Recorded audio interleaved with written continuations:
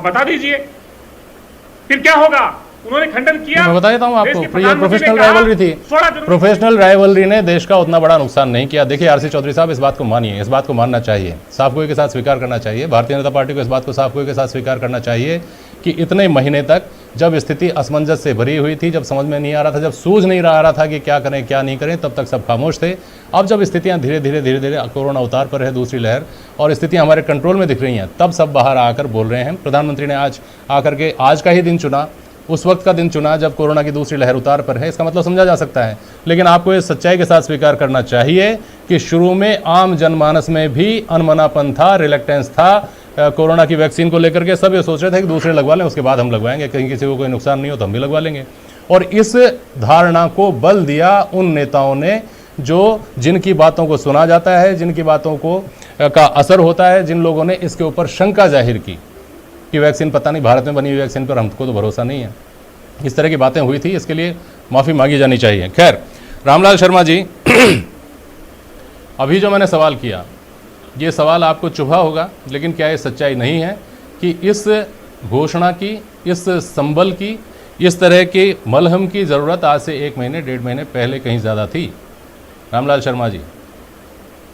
देखिए जेपी शर्मा जी, देश के जो हालात है, उन हालातों के अनुसार देश के प्रधानमंत्री जी ने निर्णय लिया, लेकिन जो विपक्ष के नाते अपने आप को लोकतंत्र के प्रतिपक्ष की भूमिका के अंदर समझने वाले लोग थे, वो किस तरीके से तीखे हमले वैक्सीनेशन को लेकर कर रहे थे, प्रधानमंत्री जी के ऊपर कर रहे थे, भारतीय जनता पार्टी के ऊपर कर रहे थे।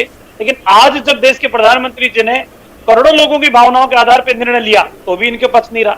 मैं इन आरसी चौधरी जी से पूछना चाहता हूं कि आपके शासनकाल के दौरान चाहे पोलियो का अभियान चलाओ, चाहे का अभियान चलाओ, चाहे टीकाकरण का अभियान चलाओ, आप बता दो कि सच्चाई यह है कि नहीं पूरी दुनिया में अब आज भारत के अंदर शुरू हो रही है। और भारत की जनसंख्या के आधार के ऊपर हम देखें तो विश्व के अनेकों देशों से बहुत आगे वैक्सीनेशन हम कर रहे हैं। लेकिन हालात ये है कि इनको तो आलोचना करनी है, वो करते रहेंगे।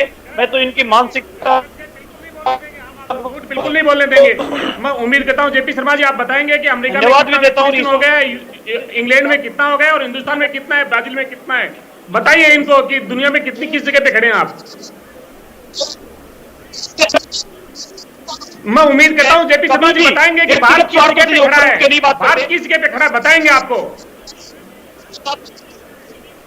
बनी रहे इनके राष्ट्रीय नेता राहुल गांधी जी की पुत्री इतनी रहे, इससे ज्यादा विस्तृत नहीं हो, ताकि इनको बड़ा होता रहे। शर्मा जी, आपकी आवाज स्पष्ट पहुंच नहीं पा रही है।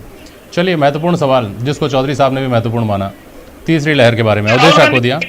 अभी तक कई बार घोषणाएं, कई बार ऐलान, कई बार भरोसा दिलाना, इस तरह की चीज़ों से हम गुजरे हैं पिछले 1-1.5 साल में, राज्य सरकार के स्तर पर भी, केंद्र सरकार के स्तर पर भी। आज जो घोषणा हुई है, इसके बाद क्या हमको ये उम्मीद करनी चाहिए कि वैक्सीन ड्राइव तेज होगा और तीसरी लहर को आने से हम रोक सकेंगे? उद्देश्य को दिया।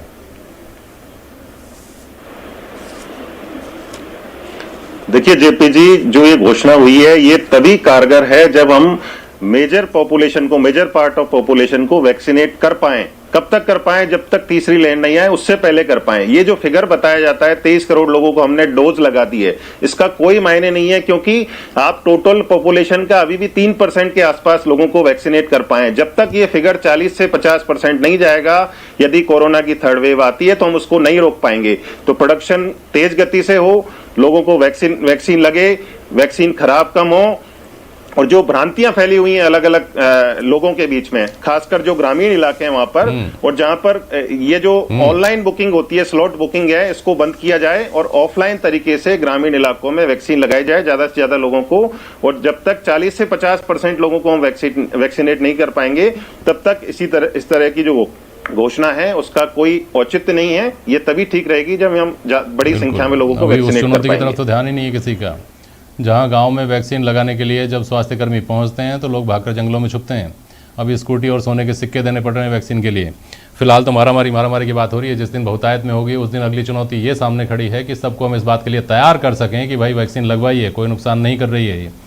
चलिए, बहुत शुक्रिया आप सभी का आज प्राइम डिबेट में शामिल होने के लिए। आज के लिए बस इतना ही। नमस्कार।